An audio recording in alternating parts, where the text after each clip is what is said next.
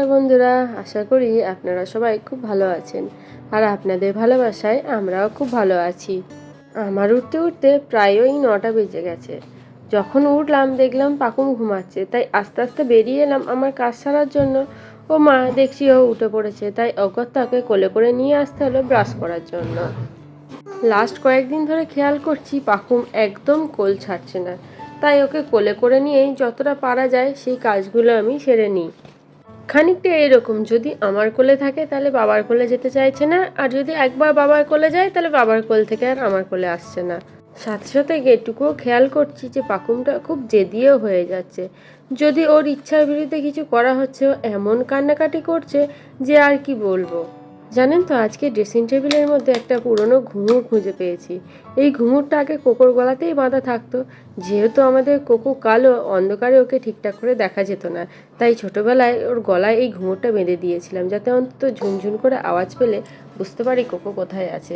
আজকে অনেক দিন পর ঘুঙুরটা খুঁজে পেয়ে আবার ওর যে গলার চেনটা আছে তার সাথে বেঁধে পরিয়ে দিলাম। এখন আমার মেয়েটা আমার ভালোই ঢং শিখেছে। খানিকটা হামা দেওয়ার চেষ্টা করে, হামা দিয়ে যখন ক্লান্ত হয়ে যায় একটু করে বালিশে মাথা ঠেকিয়ে নেয়, দিয়ে আবার উঠে আবার হামা দেওয়ার চেষ্টা করে।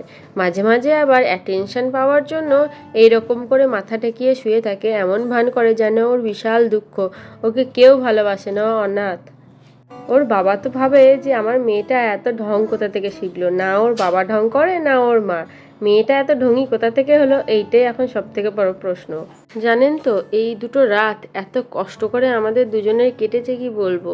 প্রতিদিন ও কী করছে, ঘুমিয়ে যায়, ঘুমিয়ে যাওয়ার পর ঘুমিয়ে ঘুমিয়ে বসে পড়ে, ঘুমিয়ে ঘুমিয়ে হামাদে মাথার দিকে কখনো পায়ের দিকে এই রকম করে ঘুরে ঘুরে বেড়ায়, যার জন্য নিশ্চিন্তে আমরা ঘুমাতে পারি না।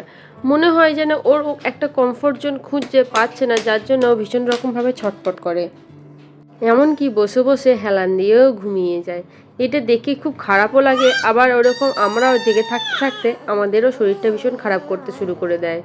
আজ তো এইরকম সারা রাত ছটফট করলোই, এমনকি ভোর 4:45টার সময়তে ও উঠে একদম জেগে বসে থাকলো। ব্যাস, আমাদের তো চিন্তা ধরে গেল যে এখন ঘুমাবো কী করে। শেষে ওর বাবাকে বললাম, তুমি আগে ঘুমিয়ে নাও, যদি আমার ঘুম আসে ঘুমাবো, নয়তো দুপুরে আমি ভালো করে ঘুমাবো, তুমি তখন ওকে রেখো। যেমন কথা তেমন কাজ। আজ দুপুরে পাকুম ওর বাবার সাথে নিচে ঠাকুমার ঘরেতেই ছিল। আমি সেই সুযোগে এসে একটু ঘুমিয়ে নিয়েছিলাম। ওই 2 ঘন্টা মতো ঘুমিয়েছি। বিশ্বাস করুন, এইটুকু ঘুমের জন্য শরীরটা এত ক্লান্তি লাগছিল। ঘুম থেকে ওঠার পর আস্তে আস্তে আমার যেন মুডটাও ফ্রেশ হলো আর শরীরটা আগের থেকে বেটার লাগছে। এমনকি কাল রাতে ওর দাদু যখন প্রথমবার ওকে ঘুম পাড়িয়ে দেয়, ও 1.5 ঘন্টা মতো ঘুমানোর পর ওই 12:30টার সময় উঠে পড়েছিল।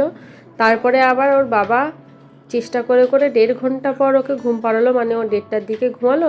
তারপর তো সারা রাত ঘুমের মধ্যে ওরকম কিচিবিচি করছিল। যাই হোক, আমার থেকে ওর বাবারও একটু বেশি কষ্ট হয়েছে কালকে দিনটা। আজকে অবশ্য রাতে যদিও দুষ্টুমি করে, আমিই রাখবো, রাতে বাবাকে বলবো ঘুমিয়ে নিতে। আজ না সন্ধেবেলায় কয়েকজন গেস্ট আসবে, সেই জন্য একটু তোড়জোড় চলছে। যেমন ধরুন, বিছানার চাদরটা মামনি একটু পাল্টে নিল, এই খুচখাচ এদিক ওদিক জিনিসপত্র ছড়িয়ে আছে সেগুলো একটু আমি গুছিয়ে দিলাম, মামনি গুছিয়ে নিল। আর আমাদের বাড়িতে তো কুকুর থাকে, সাধারণত বাইরের লোকজন এসে একটু অকওয়ার্ড ফিল করে, তাই কেউ আসার আগে আমরা একটু ভালো করে রুম ফ্রেশনারটা দিয়ে দিই, যাতে কারোর না কোনো অসুবিধা হয়। পাকুমকে ওর দিদার কাছে রেখে এসেছি। ওপরে এসে দেখছি ওই যে লিটল হার্টের প্যাকেটটা পলু নিয়ে নিয়েছিল, ছিঁড়ে গোটা ঘরটা কুচি কুচি করেছে। বোন আগে থেকেই মেকআপটা করে নিয়েছিল, আমি এলাম শাড়িটা পরিয়ে দেওয়ার জন্য।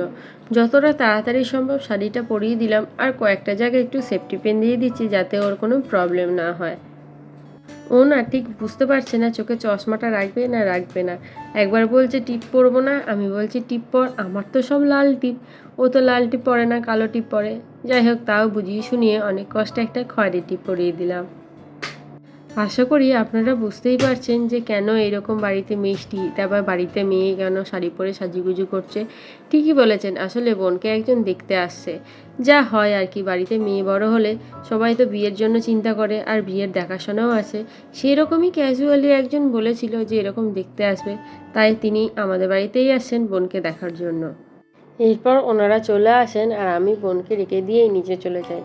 তারপরে বোন যায়, ওনাদের সাথে দেখা করে, ওনাদের যা যা কোয়ারিজ ছিল জিজ্ঞাসা করেন, মোটামুটি কথাবার্তা হয়। কিন্তু সেই সময় আর ওনাদের সামনে ক্যামেরাটা অন করতে পারিনি। তাহলে বন্ধুরা, আজকের মতো ভিডিওটা এইটুকুই থাক। যদি ভালো লেগে থাকে তাহলে অবশ্যই একটু কমেন্টে জানাবেন। আর নতুন এসে থাকলে সাবস্ক্রাইব করে আমাদের পাশে থাকার একান্ত অনুরোধ রইল। আর চেষ্টা করব আগামী দিনের ব্লগগুলো আরও সুন্দর করার।